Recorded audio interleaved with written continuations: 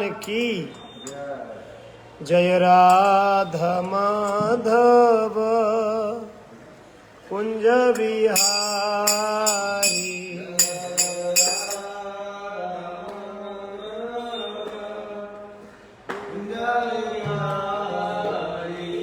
जय राधा माधव कुंज बिहारी।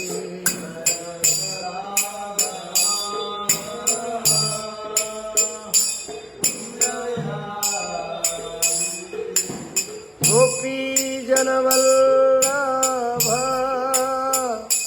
गिरिवरधारी।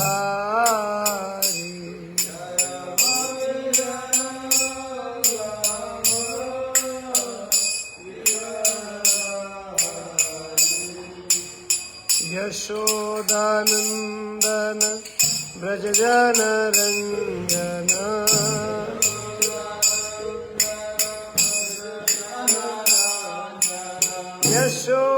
यशोदानंदन ब्रज जन रंजन।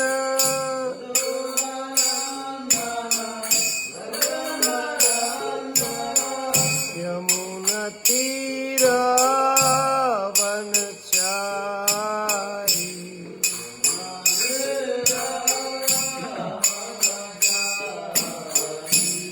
जय राधा माधव कुंज बिहारी।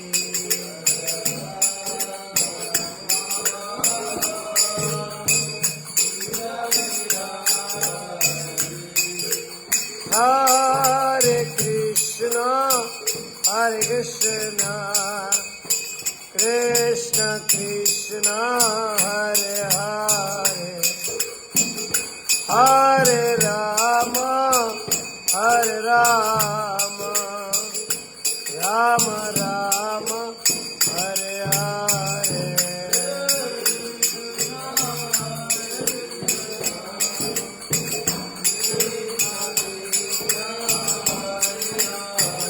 हरि हरि बोल।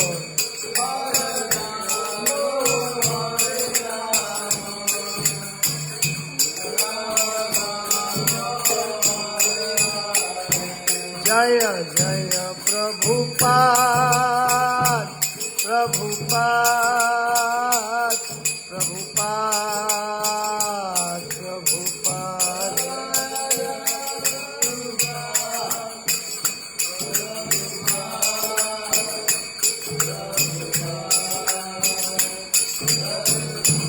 नित्य गौर हरि बोल हरि बोल हरि बोल हरि बोल।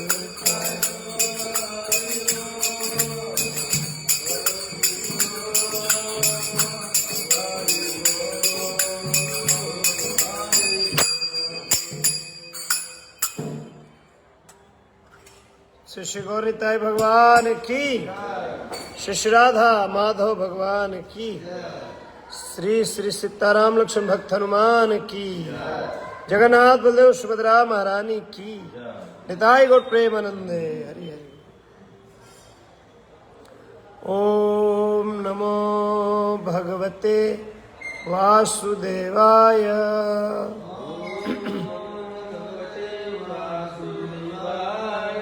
ओम नमो भगवते वासुदेवाय।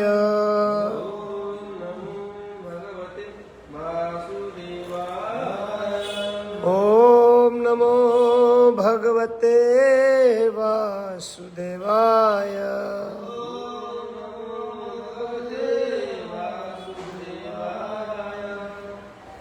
श्रीमद् भागवतम स्कंद 1 अध्याय 9 श्लोक क्रमांक 13। संस्थिते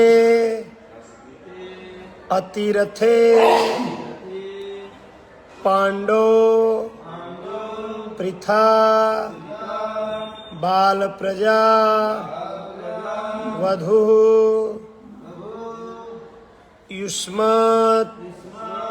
युष्मत्कृते बहुन क्लेशान प्राप्ता तोकवती मुहुः संस्थिते अतिरथे पांडो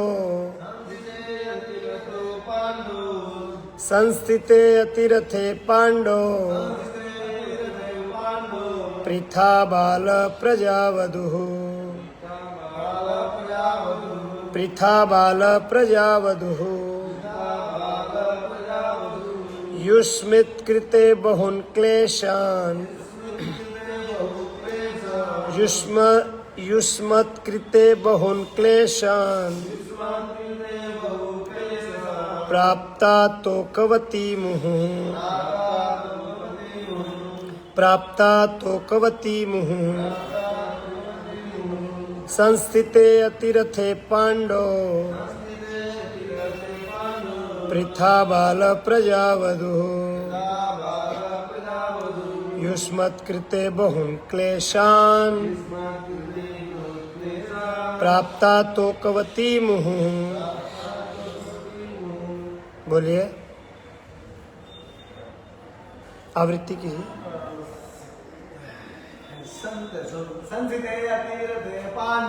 संस्थिते अतिरथे पांडो पृथा बाल प्रजावधू युष्मत् कृते बहुन क्लेशान प्राप्ता तोकवती मुहुः। बोलिए प्रभु। अच्छा, संस्थिते मृत्यु के बाद अतिरथे महान सेना नायक पांडु को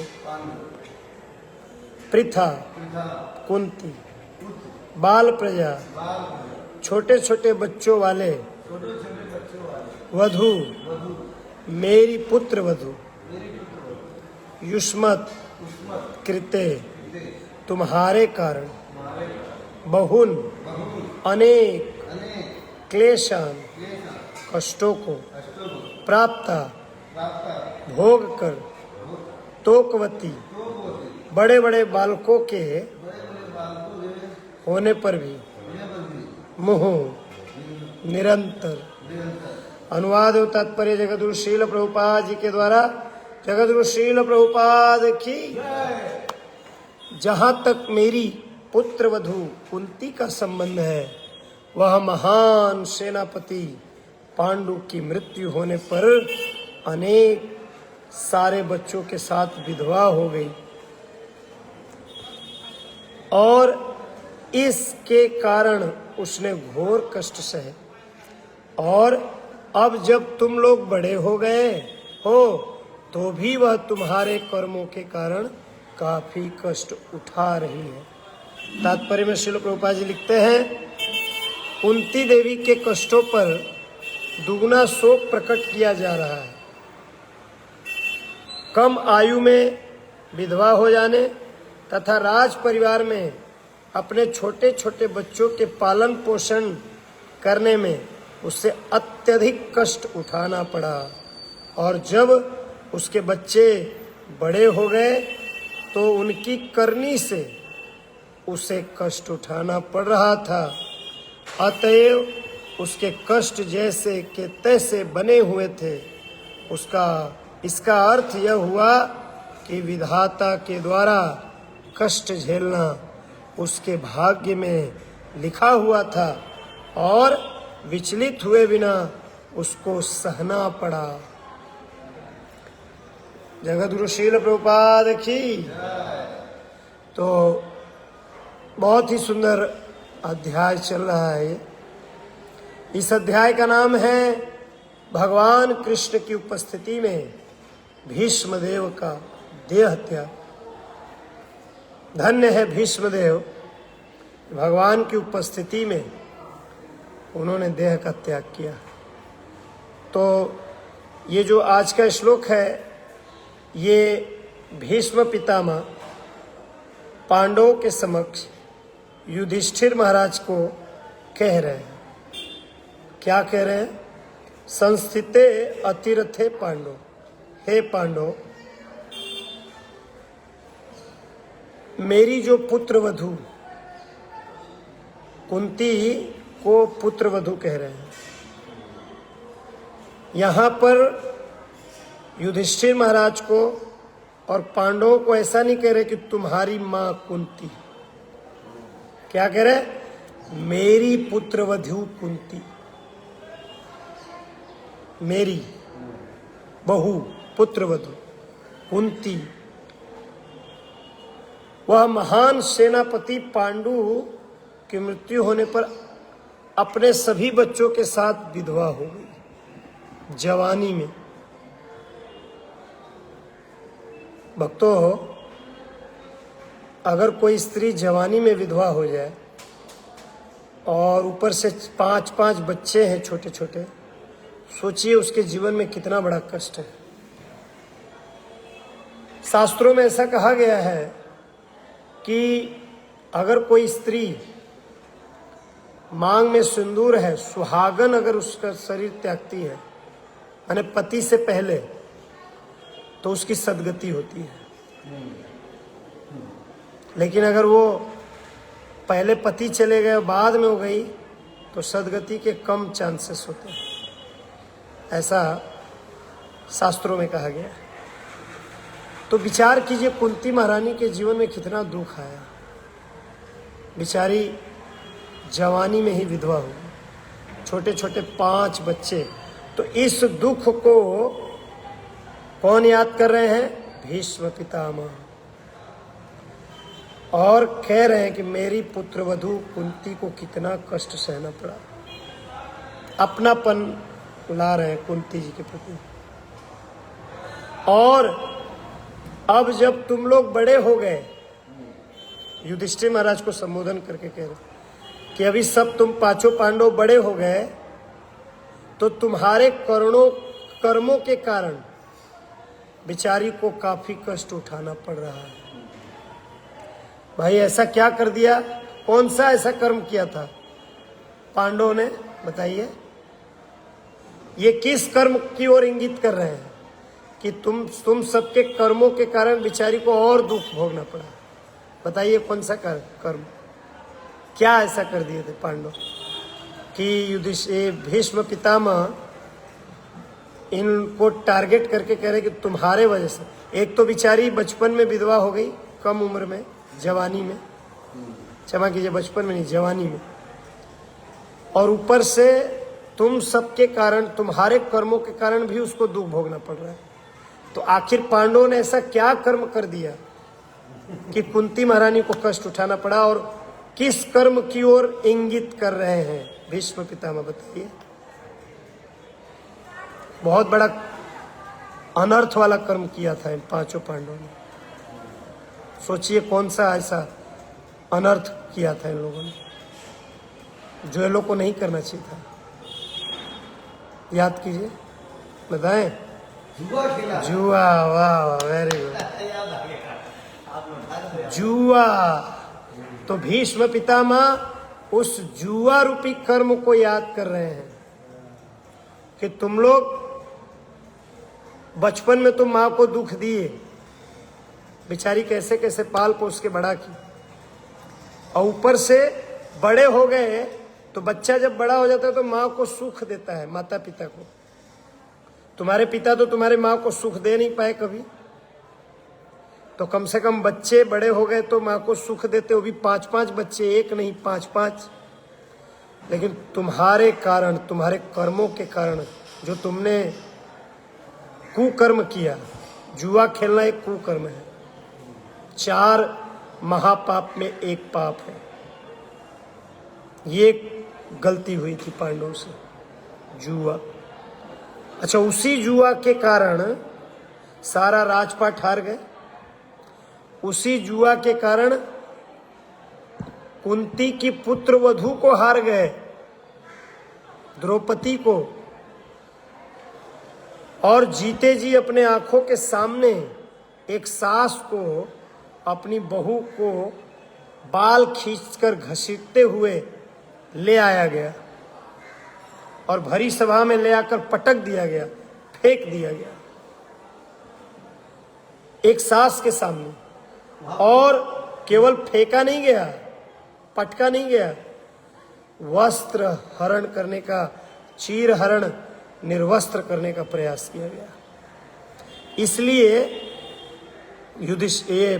युधिष्ठिर महाराज को भीष्म पितामह याद दिला रहे हैं कि हे पांडव, तुम्हारे पिता तो कभी सुख दिए नहीं, मर गए जवानी में, और तुम सब को कितने कष्ट से तुम्हारी मां कुंती पाल पोस के बड़ा की, और जब तुम बड़े हो गए तो तुम लोग ऐसा काम कर दिए, कर्म किए, जुआ खेले, और उसके कारण कितना दुख सहना पड़ा। इस चीज को याद कर रहे हैं। आगे कह रहे हैं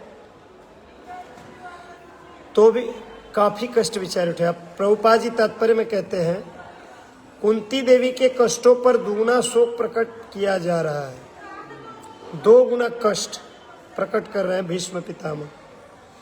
कम आयु में विधवा हो जाने तथा राज परिवार में अपने छोटे छोटे बच्चों का पालन पोषण करने में उससे अत्यधिक कष्ट उठाना पड़ा। भक्तों, आप तो ब्रह्मचारी हैं, प्रभु जी गृहस्थ आश्रम में। जो गृहस्थ होते हैं उनको पूछिए या उनको देखिए। सुदामा जी का हालत देखिए, बच्चे भूखे हैं घर में, अन्न का एक दाना नहीं।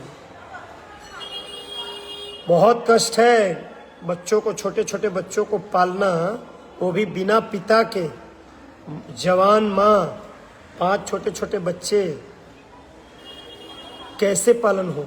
बड़ा कष्टदायक है, बहुत कष्ट है पालने में। बच्चों को कपड़ा चाहिए, भोजन चाहिए, और रहने के लिए घर चाहिए, ओढ़ना बिछोना चाहिए, सब कुछ चाहिए ना 5 बच्चों को। और बेचारी अकेले कैसे करे, लेकिन फिर भी कष्ट उठाकर पाला है।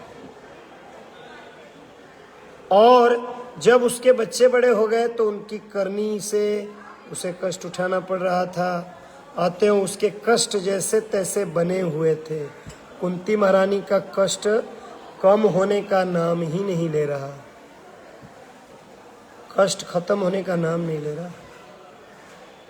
एक के बाद एक कितने संकट आए, कितने कष्ट आए। इसका अर्थ हुआ कि विधाता के द्वारा कष्ट झेलना उसके भाग्य में लिखा था। इसका मतलब क्या हुआ? ये भाग्य में ही था, कुंती महारानी के भाग्य में ही लिखा था कि उसे कष्ट मिलेगा। उसे विचलित हुए बिना सहना चाहिए कष्ट को। अगर हम सब भक्तों के जीवन में भी कभी कष्ट आए तो श्रील प्रभुपाद जी यहाँ तात्पर्य में लिख रहे हैं कि भक्त को विचलित हुए बिना हर प्रकार के दुख और कष्ट को सहना चाहिए। क्यों? ऐसा मान करके हमारे भाग्य में है। अब उसको टाला नहीं जा सकता, उसे काटा नहीं जा सकता। भाग्य में जो है उसे कोई नहीं बदल सकता, चाहे वो दुख हो चाहे वो सुख हो। ना हमारे सुख को कोई छीन सकता है, ना हमारे दुख को कोई काट सकता है। ये है भाग्य। सुख को भी कोई नहीं छीन सकता। मान लीजिए हमारे जीवन में सुख है तो उसको दुनिया की कोई ताकत उस सुख को छीन नहीं सकती, और वो सुख मिलेगा। और हमारे जीवन में दुख है तो किसी न किसी बहाने मिलेगा। लेकिन हम लोग अज्ञानतावश क्या समझ लेते? गीता में भगवान कह रहे हैं, प्रकृति क्रियमाणानि गुणे कर्माणि सर्वशः अहंकार विमूढ़ात्मा कर्ता हमिति मन्यते। ये सब कुछ कौन कर रहा है? भगवान की माया शक्ति, भगवान की प्रकृति क्रियमाणानि, सब भगवान कर रहे हैं, उनकी शक्ति कर रही है। लेकिन अहंकार विमूढ़ात्मा, अहंकार से विमोहित मूढ़, हमको भगवान क्या बता रहे हैं? गीता में मूढ़ कह रहे हैं। किस व्यक्ति को मूढ़ कहा जा रहा है? जो अपने को कर्ता अहम इति मन्यते, जो अपने को कर्ता मान बैठा है वह संसार का सबसे बड़ा मूढ़ है। मूर्ख और मूढ़ में अंतर है। कैसे इसको समझेंगे? तो श्रील गुरु महाराज परम पूज्य राधा गोविंद गोस्वामी महाराज जी, श्रील राधा गोविंद गोस्वामी महाराज जी एक उदाहरण देते हैं कि मूढ़ और मूर्ख में क्या अंतर है। मूर्ख, अगर किसी मूर्ख को कहा जाए कृष्णस्तु भगवान स्वयं, कलयुग केवल नाम आधारा, तो मान लेगा। 2-4 बार समझाने पे माला जपने लगेगा, कृष्ण को सर्वे सर्वा मान लेगा। लेकिन मूढ़ व्यक्ति को कहा जाए तो सीधा कहेगा कौन कृष्ण? कृष्ण भगवान कौन? भगवान तो निराकार है, भगवान तो निर्गुण है, भगवान का कोई रूप रंग नहीं है, कोई आकार नहीं है। भगवान तो सब जगह है, मंदिर में थोड़ा है, सब जगह। और उन मूर्खों को ये नहीं पता कि वही लोग कहते सब जगह है, तो जो सब जगह है तो क्या मंदिर में नहीं है? क्या मंदिर सब जगह से अलग जगह है क्या? क्या भगवान का विग्रह अलग जगह है? जब वो मूर्ख लोग कहते कण कण में भगवान, तो भगवान की प्रतिमा क्या कण से अलग है क्या? वो भी तो कण का ही हिस्सा है ना। अपनी ही बात को कहकर और अपनी ही बात को नहीं मानते हैं। मूढ़, उसे मूढ़ कहा गया। तो प्रभु हमारे गुरु महाराज परम पूज्य राधा गोविंद महाराज जी एक उदाहरण देते हैं। एक गांव में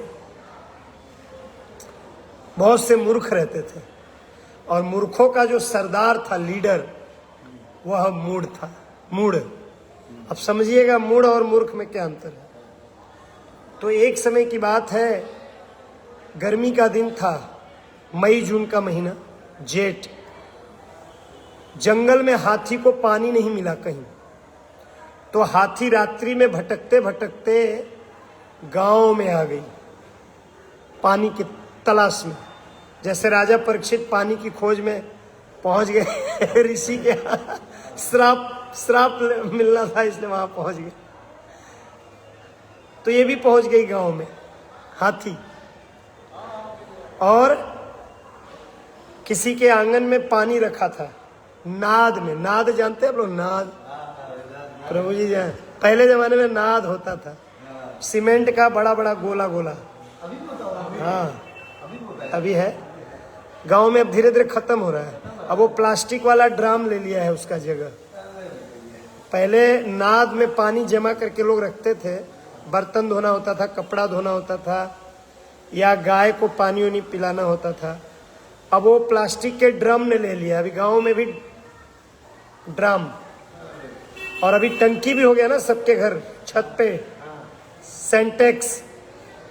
उसके वजह से भी अब वो नाद की जरूरत खत्म हो रही है। धीरे धीरे नाद समाप्त हो रहा है। अब आजकल के बच्चों को कहा जाए नाद तो समझ ही नहीं पाएंगे क्या होता है। तो नाद में पानी रखा था, समझ गए प्रभु? बंगाल में भी उस सीमेंट का गोला होता है, ऐसा कटोरे डिजाइन का, उसमें पानी। तो नाद में पानी रखा हुआ था। तो जंगल में बेचारी प्यासी हाथी गांव में पहुंची और नाद के पानी को पी ली और पीकर चली गई। लेकिन जैसे ही वो जा रही थी तो उस गांव में क्या है, पहले जमाने में मिट्टी के सड़क होते थे, मिट्टी। अब तो धीरे धीरे डामर और सीमेंटेड हो गया। तो जब वो जाने लगी तो उसके पैर के बड़े बड़े निशान उस गांव में, गांव के सड़कों में, और जिसके घर गई थी पानी पीने उसके आंगन में। सुबह जैसे हुआ, अब जिसके आंगन में वो बड़ा बड़ा गोल गोल उसका पैर का छाप पड़ा था, तो वो हल्ला कर दिया, अरे ये क्या है, ये गोला गोला क्या छापा छापा जगह जगह छाप पड़ा है, ये क्या चीज है। सब पूरे हल्ला हो गया गांव में। तो सारे गांव वासी इकट्ठा हुए, अब अपना अपना बुद्धि लगा रहे कि ये गोल गोल क्या है, इतना बड़ा बड़ा क्या चीज है, क्या चीज का छाप है। तो नहीं समझ पाए वो लोग, पूरा बुद्धि लगा के हार गए क्योंकि मूर्ख थे। अपने लीडर के पास पहुंचे। ये राधा गोविंद महाराज जी उदाहरण दे रहे हैं, गांव का प्रैक्टिकल उदाहरण है, सत्य घटना। हाँ, तो बिहार का ही सत्य घटना है। कोई एक गांव है, मूर्खों का गांव है वहाँ। हाँ, लेकिन अब मूर्ख नहीं है लोग, नाम अभी भी प्रसिद्ध। अगर बिहार में अगर कोई व्यक्ति गलती करता है, कुछ गड़बड़, तो सीधा लोग बोलते हैं उस गांव का नाम लेके, क्या तुम उसी गांव के हो क्या? मेरे को गांव का नाम याद नहीं है। कसेर, कसेर गांव का नाम है, कसेर। तो अगर कोई कुछ करे ना तो लोग बोलते हैं का हो, कसेर का हुआ का? ये लगा था कसेरे का हुआ, ये कसेर से आलू। कसेर नाम है गांव का। तो पहले थे उस गांव के लोग मूर्ख। तो सारे मूर्ख दिमाग लगा के हार गए, अपने लीडर के पास गए जो मूढ़ था। मूर्ख से भी बड़ा होता है मूढ़। तो उसको बुलाया कि सरदार अब आप बताइए कि ये इतना बड़ा बड़ा गोला गोला क्या है? तो अब देखिए, मूढ़ व्यक्ति को नहीं पता है, वो भी सर खुजा रहा है कि है क्या।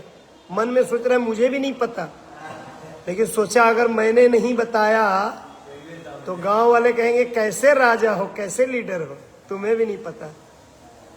तो इसने क्या कहा जानते हैं?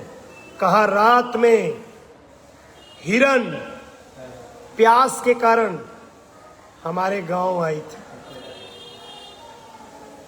और तुम्हारे घर पानी पीने आई, और दाल दरने वाला जो चक्री होता है, देखा आपने दाल दर, एक होता है गेहूं पीसने वाला, वो बड़ा होता है, वो ज्यादा बड़ा होता है, और चक्री होता है इतना दाल।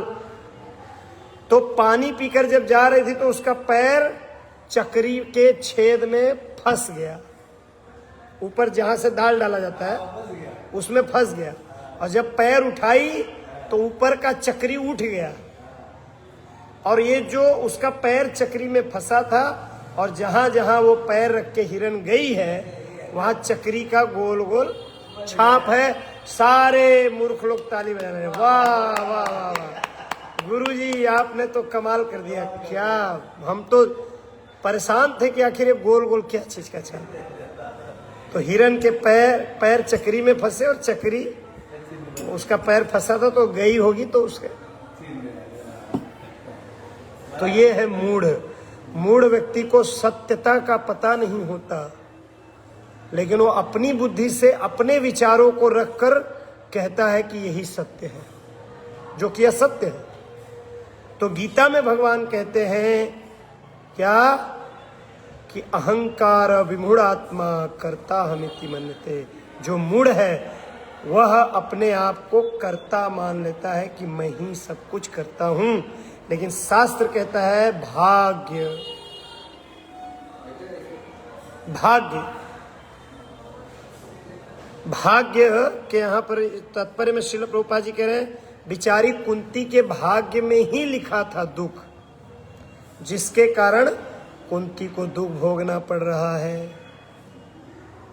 तो हमारे यहाँ कहते हैं कि का करीब राई राई पाई पाई जोड़ के, उड़ी जई हाँ सुगना पिंजड़वा के छोड़ के। इस संसार के लोग लगे हुए हैं राई राई पाई पाई जोड़ने में, इकट्ठा करने में, लेकिन क्या होगा, एक दिन इस शरीर रूपी पिंजड़ा से आत्मा रूपी सुग्गा निकल कर उड़ जाएगा और ये पिंजड़ा खाली रह जाएगा। इसलिए बुद्धिमान व्यक्ति को चाहिए कि वो भाग्य को समझे कि हमारे भाग में दुख है, ठीक है आने दो दुख को, कोई बात नहीं, जब तक लिखा है तब तक तो दुख है, लेकिन भक्त दुख से प्रभावित नहीं होता। जैसे कि माता कुंती के जीवन में जन्म से लेकर मृत्यु तक बिचारी को दुख सहना पड़ा।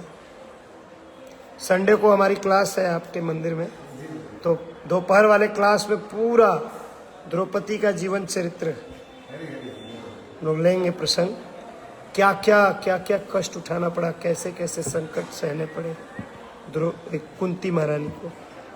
आज से संडे तक आपका ही क्लास है। अरे बाप। का भी क्लास है और दोपहर का भी क्लास। तो कहने का तात्पर्य है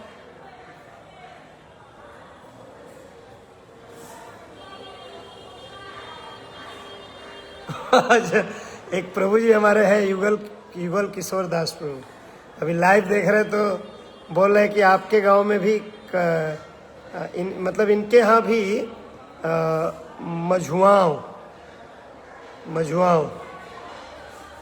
बहुत अच्छा, वो ये बिहार के ही हैं हमारे यहाँ के, तो बहुत अच्छा प्रभु जी लिख रहे हैं।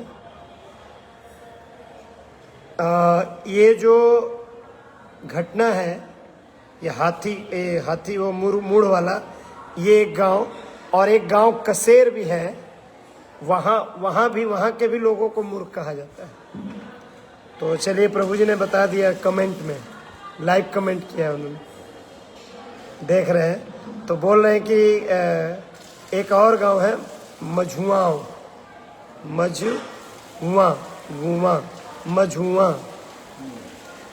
यहाँ के भी लोगों का ऐसा है कि लोग मूर्ख।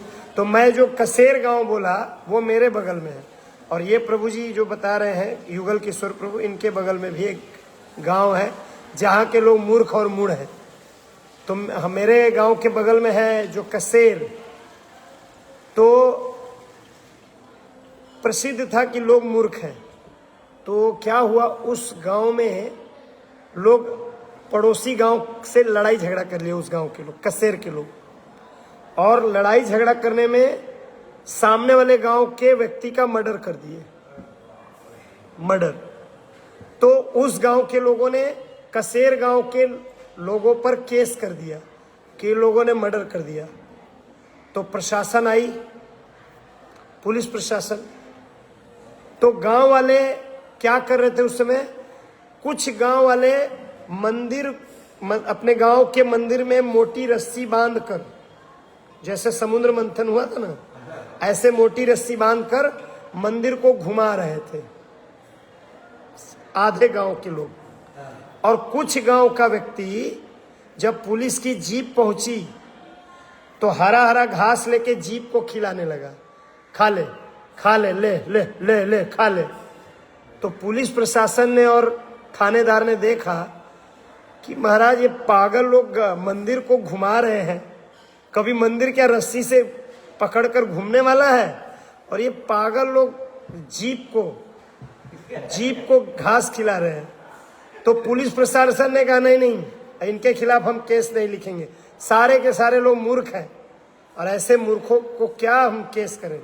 पुलिस चली गई, एक व्यक्ति को भी पकड़ी नहीं। और वास्तव में वो पागल नहीं थे, मूर्ख नहीं थे, वो जानबूझ के ऐसा कर रहे थे बचने के लिए। और उसी दिन से वो कानून वहाँ के कानून में लिख दिया गया कि कसेर के लोग मूर्ख हैं और मूर्ख हैं। लेकिन वो मूर्ख नहीं थे, तो परम बुद्धिमान थे। बिना पैसा घूस दिए, बिना कोर्ट कचहरी के चक्कर लगाए, केस से बच गए, सब रिहा हो गए, मुक्त हो गए, कोई पुलिस पकड़ के नहीं लगी। ये कसेर की घटना है। और प्रभु जी भी कमेंट में एक गांव लिख रहे हैं, वहां भी शायद इनके अगल बगल भी कोई गांव है जहां के लोग मूर्ख होंगे। तो कहने का तात्पर्य है कि जो अपने आप को कर्ता मान लेता है कि मैं ही कर रहा हूँ, मैं अपनी पत्नी का पालन पोषण कर रहा हूँ, मैं अपने बच्चों का पालन कर रहा हूँ, या मैं मंदिर चला रहा हूँ, या मैं इस्कॉन संस्था को चला रहा हूँ, मेरे वजह से डोनेशन आ रहा है, मेरे वजह से भक्त जुड़ रहे हैं। जिस दिन ये भावना आ गई कर्ता अहम इति मन्यते, जिस दिन ऐसा हमने मान लिया कि मैं हूं, काम खत्म, विमूढ़ आत्मा हो जाएंगे, मूर्ख माने जाएंगे। वास्तव में हम नहीं कर रहे हैं, भगवान ही करवा रहे हैं, केवल हमको माध्यम बनाए हैं। जैसे मान लीजिए कोई व्यक्ति तलवार से किसी का मर्डर कर दिया, गला काट दिया, तो पुलिस आई तो जो तलवार चलाने वाला व्यक्ति वो कहेगा मैंने नहीं मारा, तलवार ने मारा। तो आप तलवार को लेकर जाइए जेल में, क्या तलवार को ले जाएंगे व्यक्ति? तलवार ने हत्या किया? नहीं, तलवार चलाने वाले ने हत्या किया। तलवार का कोई दोष नहीं है, उसको कर्म बंधन नहीं लगेगा। उसी तरह देखा जाए तो हम नहीं कर रहे हैं, हम माध्यम हैं, करने वाले कृष्ण हैं, वो हमको माध्यम बना के कर रहे हैं। श्रील प्रभुपाद जी जब पहली बार विदेश गए अमेरिका, तो वहाँ जब प्रचार किए, लोग भक्त बने, तो प्रभुपाद जी हाथ जोड़कर कहते प्रभु मेरी कोई योग्यता नहीं है, यहाँ मुझे लाने वाले आप हो और यहाँ प्रचार कराने वाले आप हो, मुझे तो केवल एक माध्यम बनाया आपने। तो श्रील प्रभुपाद जी जैसे महान वैष्णव जिन्होंने पूरे वर्ल्ड में 108 मंदिर का निर्माण किया 11 वर्ष की अवधि में, परम पूज्य गौर क्या नाम था, गौर मोहन दे, नहीं प्रभुपाद जी के पिताजी का गौर मोहन दे, सोचिए गौर मोहन दे के पुत्र, इतने बड़े कपड़े के व्यापारी के पुत्र। श्रील प्रभुपाद जी जिस कॉलेज में पढ़ते थे उसी कॉलेज में एक क्लास आगे सुभाष चंद्र बोस जी पढ़ते थे। सुभाष चंद्र बोस के साथ रहे श्रील प्रभुपाद जी। इतने महान हस्ती, इंग्लिश अंग्रेजी इतना सुंदर पढ़े, अंग्रेजी इनके जैसा, ये अंग्रेजी जब बोलते थे प्रभुपाद जी तो अंग्रेज लोग भी हैरान हो जाते थे कि इतनी अच्छी अंग्रेजी तो हम नहीं बोल सकते जितना ये बंगाल के रहने वाले, कलकत्ता के रहने वाले स्वामी प्रभुपाद जी बोल रहे हैं। इतनी सुंदर इंग्लिश, इतने विद्वान, इतने गुणवान, इतने महान, फिर भी श्रील प्रभुपाद जी ने कभी भी नहीं ऐसा कहा कि मैं कर रहा हूँ, मैंने मंदिर बनाया, मैंने प्रचार किया। भगवान को अरे प्रभु आपने किया, मेरे अंदर कोई ना ही मम बल ज्ञान सुनिर्मल स्वाधीन नहे काया गोपीनाथ मम निवेदन सुनो। न मेरे अंदर बल है, न ज्ञान है, न बुद्धि है, न भक्ति है, न शक्ति है।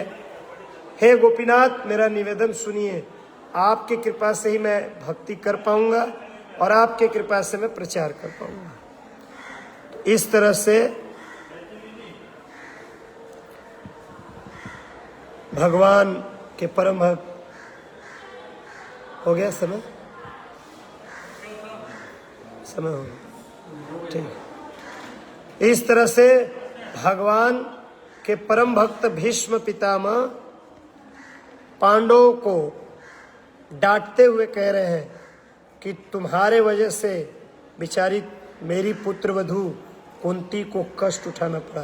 तुम लोग जुआ नहीं खेले होते तो इतना कष्ट नहीं उठाना पड़ा। लेकिन आगे चल के कह रहे हैं कि सब भाग्य में लिखा है तो होगा। पांडव कभी जुआ नहीं खेलते, लेकिन वो भाग्य में लिखा था कि उनको इसी बहाने कष्ट उठाना है, तो प्रकृति ने उनको मजबूर किया और उन्हें खेलना पड़ा। तो भक्तों के जीवन में देखा गया है, भक्त अपने इच्छा से नहीं करते, भगवान की इच्छा से कार्य करते हैं, ताकि भगवान की सृष्टि में उनके कार्य द्वारा कोई लीला हो सके, कोई कार्य हो सके। पांडव अगर जुआ नहीं खेलते तो द्रौपदी को निर्वस्त्र करने का प्रयास नहीं किया जाता, और द्रौपदी को निर्वस्त्र होने का प्रयास नहीं किया जाता तो भगवान वस्त्रावतार धारण नहीं किए होते, वस्त्र अवतार धारण किए। कम से कम वस्त्रावतार का दर्शन हुआ सभी भक्तों को। और आज हम कथा भी सुन रहे हैं कि भगवान वस्त्र के रूप में अवतार लिए। भगवान कुछ भी बन सकते हैं, आधा नर आधा सिंह भी बन जाता है, और कपड़े का भी अवतार ले लिए, वस्त्र अवतार। 24 अवतार तो है, लेकिन और भी बहुत सारे अवतार होते रहते हैं जिसका वर्णन कहीं कहीं है। ग्रंथराज श्रीमद् भागवतम की, जगद्गुरु श्रील प्रभुपाद की, अनंत कोटि वैष्णव वृंद की, निताई गौर प्रेमानंद। श्याम गोपाल प्रभु जी की जय। प्रभु जी के अगर महामंत्र बोलेंगे, हरे कृष्णा हरे कृष्णा कृष्णा कृष्णा हरे हरे, हरे राम राम राम हरे। श्याम गोपाल प्रभु जी की जय। श्याम गोपाल की जय। एक माता जी, संजना माता जी हैं, वो भी कमेंट करे लाइव में कि प्रभु जी बिहार के कसेर गांव की मौसी है, मेरी मौसी है। जब वो बात करती है तो अजीब लगता है। अब समझ में आ गया कि ऐसा क्यों लगता है। कसेर, भले वो ऐसे हो लेकिन वास्तव में लोग बुद्धिमान।